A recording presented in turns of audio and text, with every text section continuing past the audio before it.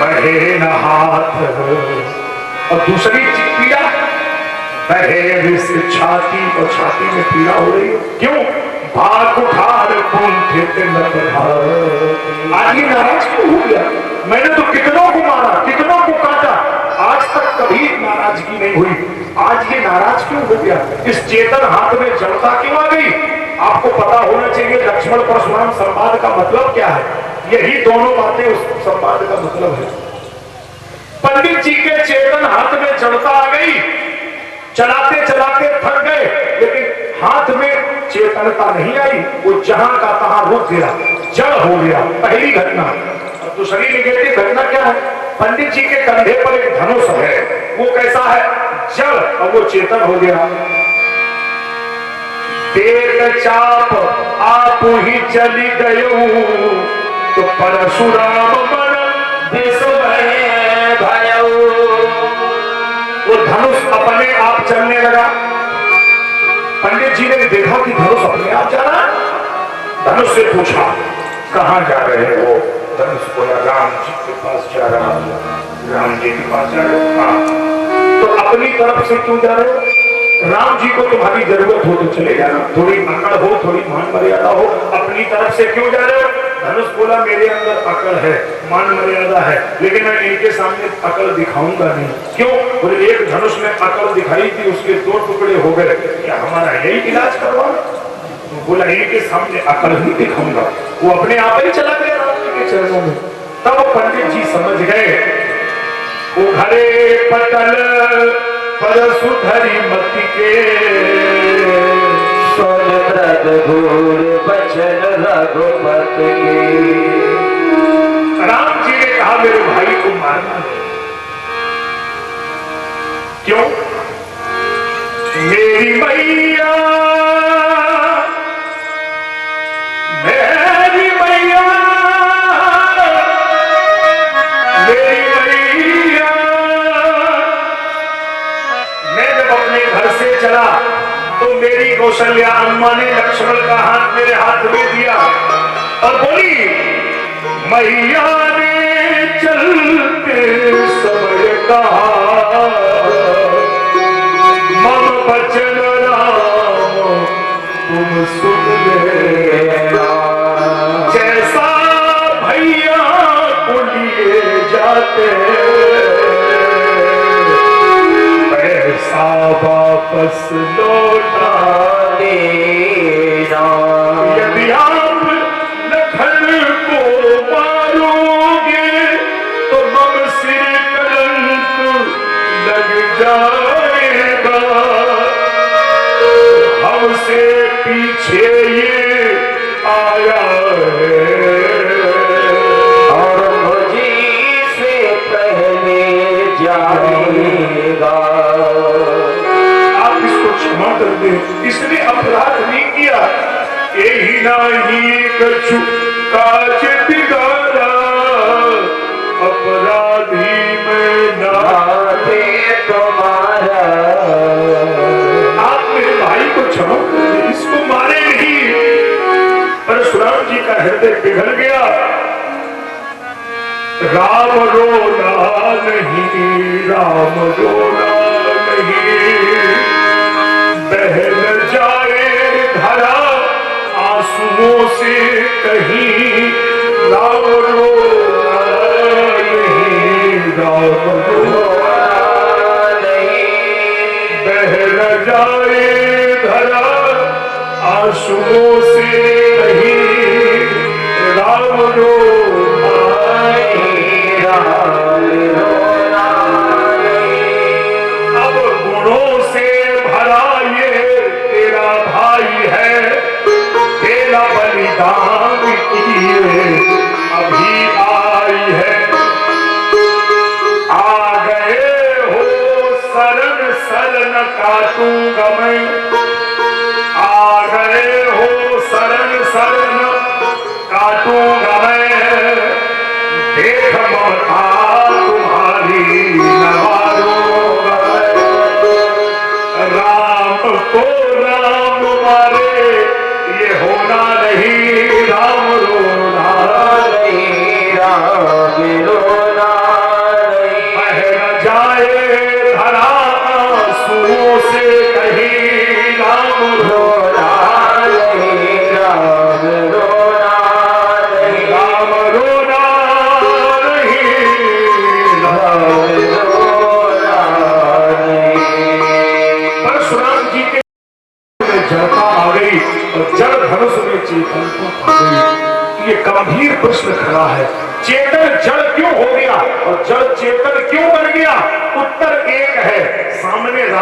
खड़े हैं। मतलब बोले जो चेतन कहूँ जड़ करही और जड़ ही करे चेतन और अस समर्थ रघुनाय कहीं भजहु भजई।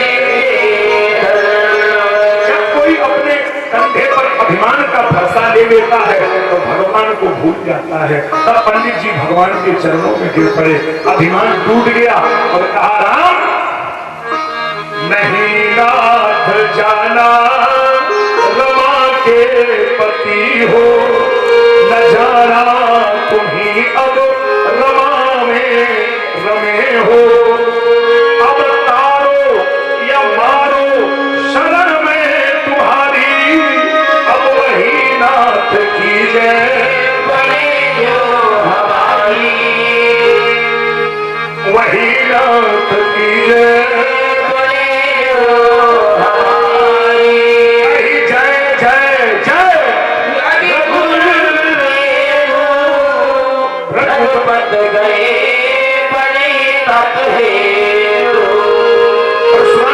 चले गए।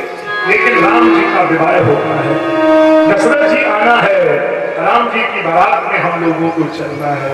चलेंगे राम जी की बारात। देखी ना ऐसी बारात हो जैसी राम जी तुम्हारे,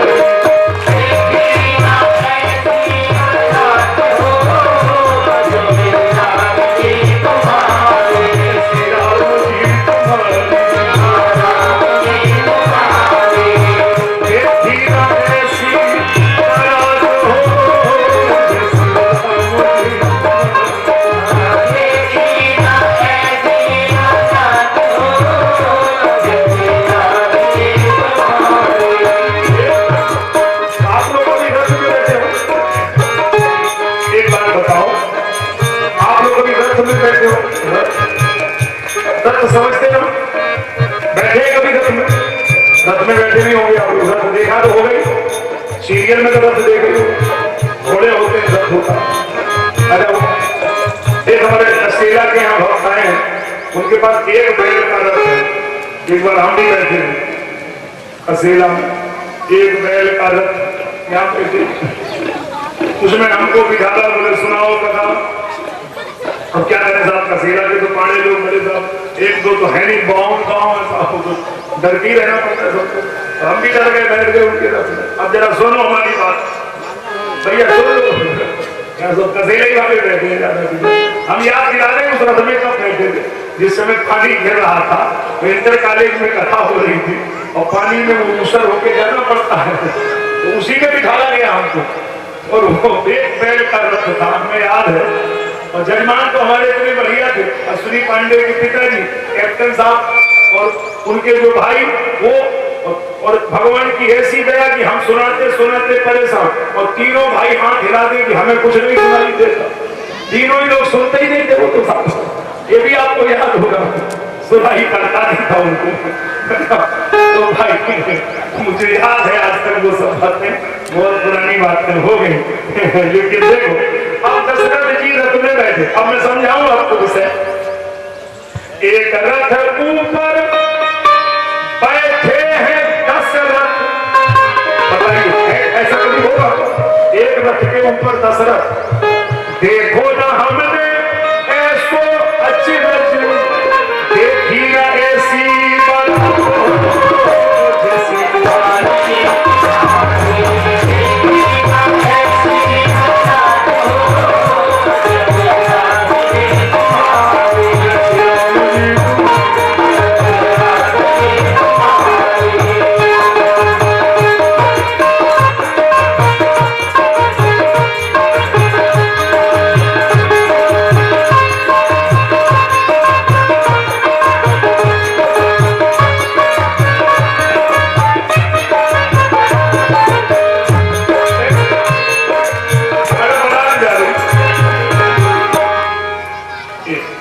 बारात जा रही है। देखो इस बारात का खेल, एक आदमी बारात में सबसे आगे। आप हमारी तरफ देख रहे हो नहीं, आप लोग कहें देखते हमारी तरफ, देखिए बतावत है आपके पास। जैसे बारात आपने कभी देखी हो, आप लोग गए होंगे, हर बारात में 1-2 आदमी ऐसे होते हैं दूर के हैं, मतलब कोई खास भी नहीं होते, लेकिन दिल की आदत है, वो विवाह भर ऐसे ही करते रहे हैं।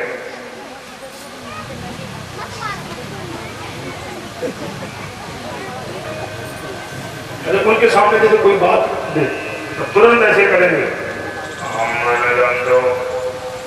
हम भाषा भी नहीं हम अरे तुम क्या हो, चुपचाप रहो। लेकिन वो मानते नहीं, वो तब ही मानते जब पिट जाए, बिना पिटे मानते नहीं। और सवेरे बारात लौटेगी तब जब पिट नहीं मिलेगी मैं कोई सकता जाने भी अपने को क्या समझते होश में रहो, 2 घंटा के लिए आए कहा तो तुम आफत आ रहे मानते नहीं ऐसे लोग, मजबूर आदमी।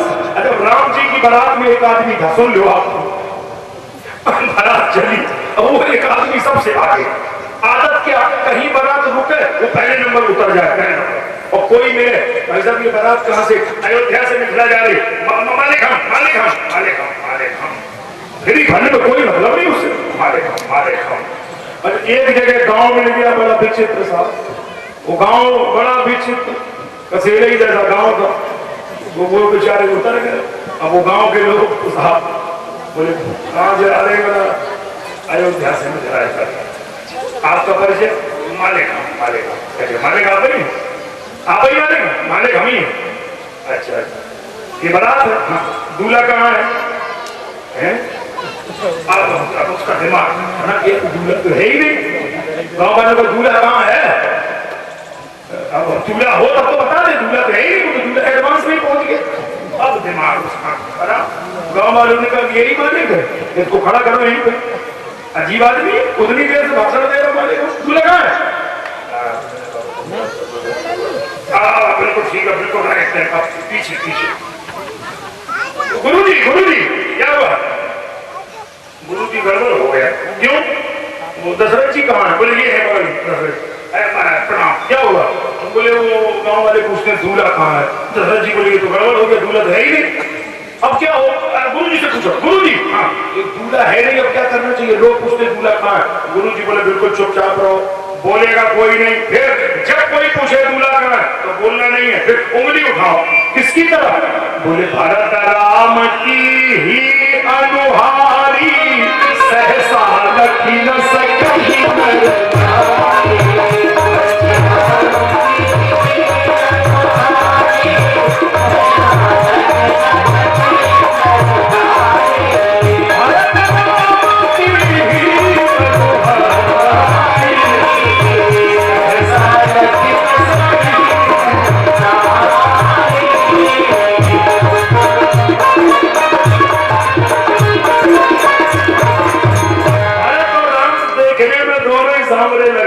सहज में कोई पहचान नहीं पाएगा। तो भरत जी की तरफ इशारा कर दो, तुम बारात जा रही है, कब वो आदमी न उतरे न चले, न ये कहे कि मालिक हम बिल्कुल पीछे चले आराम से। ऐसे कई लोग होते वो नहीं मानते हैं साहब, आदत से मजबूर होते हैं ऐसे। और राम जी की बारात पहुंच रही, अरे अम्मा जानकी ने जिंदगी में 2 बार अपना करिश्मा दिखाया। देखो अगर किसी को कोई करिश्मा आता हो तो कब दिखाना चाहिए? कई लोग ऐसे होते, माफ करना, गांव में ऐसे होते हैं लोग, पूरे जैसे थोड़ा कोई मन तो नहीं देते झाड़ फूंक मिल जाए, तो कई लोग तो बिल्कुल ही सीधे होते हैं। एक आदमी को तो झाड़ फूंक की आदत थी, कोई आ जाए झाड़ फूंक कर देता था। अरे उसकी पत्नी एक दिन कहा हाँ ये छप्पर बांध, तो मौसम खराब है, मानो कभी बरसने लगे। अरे बांध देंगे छप्पर, क्या दिक्कत है, बांध दे छप्पर, बांध छप्पर बांधो। तो छप्पर नहीं बांधा। अरे चैत का महीना निकल गया, अब वैसाख हो गया, जेठ साल हो गया, अब सावन में एक आदमी झरवाने आया, उसके दांत में दर्द हो रहा था तो झरवाने आया, तो वो नीम का पत्ता लेके झाड़ रहा था। देखना कैसे खड़ा था, आकाश बांधो, पाताल बांधो, सूरज बांधो, चंद्रमा बांधो, 7 समुद्र बांधो, नक्षत्र बांधो, आकाश बांधो, पाताल बांधो, गलोली खंबा बांधो, आकाश बांधो, पैदाश। महाराज कहाँ तक उसकी बातें सुनी जाए? जब पत्नी को सहन नहीं हुआ तो भीतर से डंडा लेके आई। पत्नी बोली 3 महीना हो गया इस पे छपरा नहीं बन रहा, आकाश पाताल तेरे बाप को है, आकाश बांधो, पाताल बांधो। अब उसके मंत्र बंद हुए। पत्नी बोली बिल्कुल तो हैरान हो गई इस आदमी से, 3 महीना से छप्पर नहीं बांध पा रहा, आकाश पाताल सब बांधे चला जा रहा, आकाश बांधो, पाताल बांधो।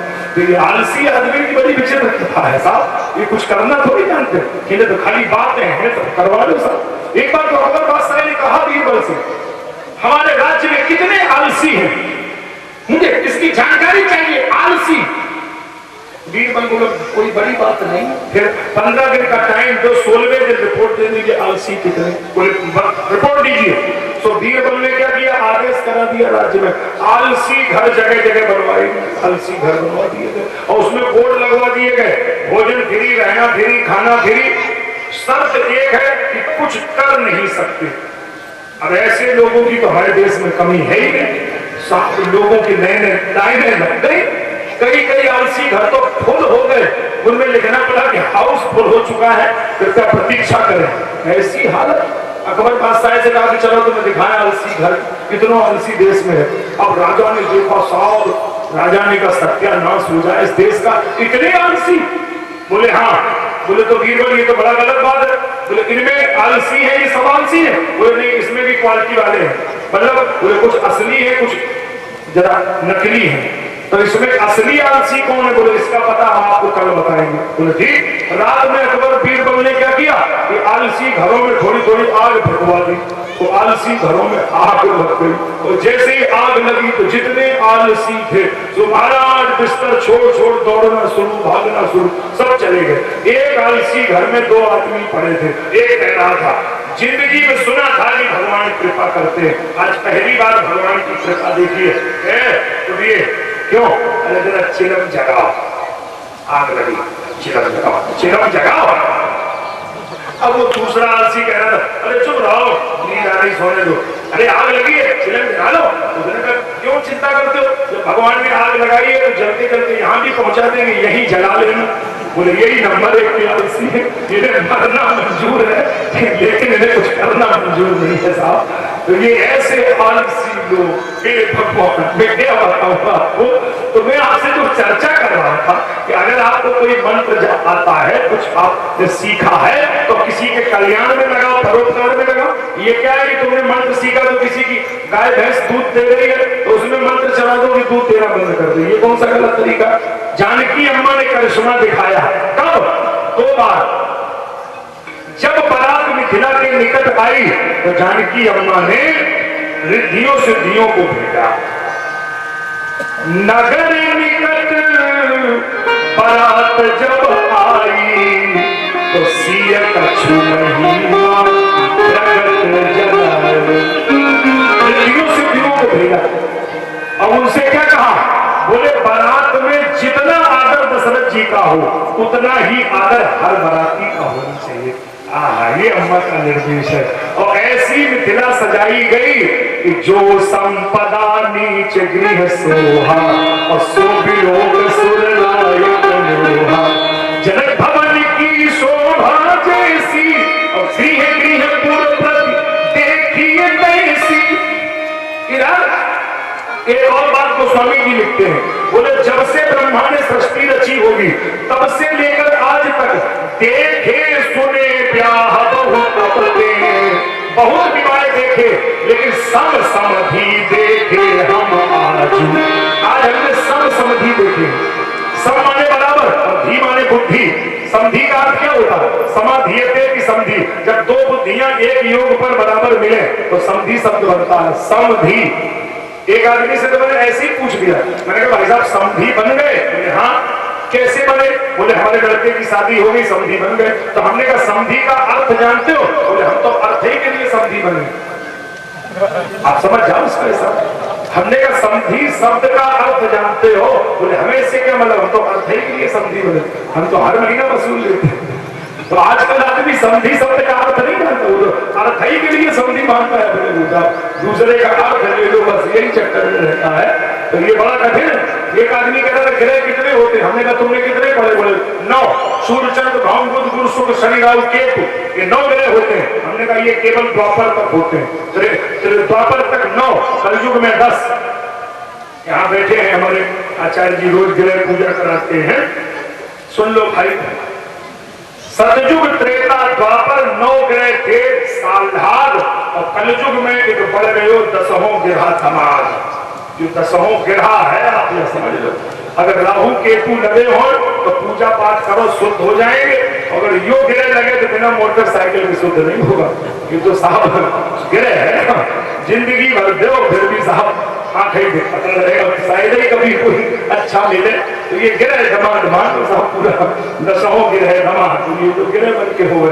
तो आप लोग तो अच्छे आदमी हैं, सज्जन, और कहीं की बातें कर रहे हैं, आप लोग ऐसे नहीं होंगे, ये तो बात नहीं सोचना। आप तो अब महाराज अम्मा जी सबकी सेवा में लगी हैं, पूजा हो रही। इधर ब्रह्मा जी ने देखा, ब्रह्मा जी नाराज। अब ब्रह्मा जी क्या बोले? ब्रह्मा जी बोले मैं बारात से जा रहा हूं, कहे हमारा अपमान हुआ। तो किसने तुम्हारा अपमान किया? मिथिला में हमारा घोर अपमान। तो किया किसने? बोलो तो। बोले सारी दुनिया की रचना मैंने की, लेकिन मिथिला में हमारी रचना नजर नहीं आ रही। ये ब्रह्मा जी को नजर आ रहा। विधि भयहु आचरज विषेकी, और निज रचना विधि कतहु न देखी। सारे संसार की रचना हमने की, लेकिन मिथिला में हमारी रचना नजर नहीं आ रही। ये ब्रह्मा जी को आश्चर्य लगा। तब शंकर जी ब्रह्मा जी को अकेले में ले गए और शंकर जी ने ब्रह्मा जी को समझाया। अब जो शंकर जी ने कहा वो तो मैं आपसे नहीं कह सकता हूं, लेकिन जैसे कहा हम तरीका वही सुखा लेते। देखो आप सुनना। शंकर जी ने ब्रह्मा जी से पूछा तुम्हें क्या बात का आश्चर्य लग रहा है? बोले मिथिला में हमारी रचना नजर नहीं आ रही, सारी दुनिया को हमने रचा और मिथिला में हमारी रचना नजर नहीं आ रही। तो शंकर जी बोले ब्रह्मा जी एक बात बताओ, एक लड़का अपने मम्मी पापा के विवाह का एल्बम देख रहा था और मम्मी पापा से कह रहा था ये बहुत गलत बात है, ना इंसाफी है, इसमें मौसी है, चाची है, बुआ है और वे दादी है, लेकिन इस एल्बम में हम दिखाई नहीं दे रहे हैं। बोलो ब्रह्मा जी बताओ, उस एल्बम में वो दिखाई पड़ेगा? ब्रह्मा जी बोले वो कैसे दिखाई पड़ेगा? बोले तो हम तुमसे पूछते हैं, तुमने सारी दुनिया को रचा है, लेकिन ये उनकी शादी हो रही जिन्होंने तुम्हें रचा है, उसके यहाँ तुम्हारी रचना नजर नहीं आएगी। ये तो आदि शक्ति जय ही जगत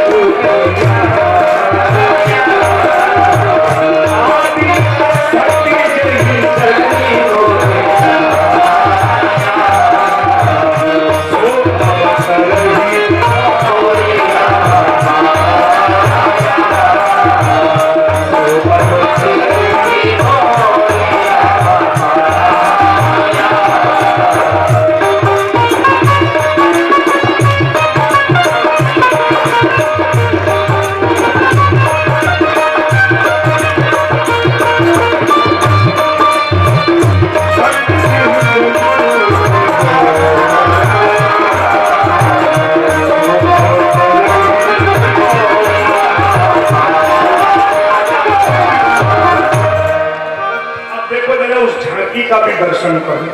यद्यपि मेरे संज्ञान में नहीं था, जानकारी में नहीं था, जरूरत भी नहीं समझ रहा था, लेकिन ऐसा पता लग रहा है राहुल जी की व्यवस्था में है।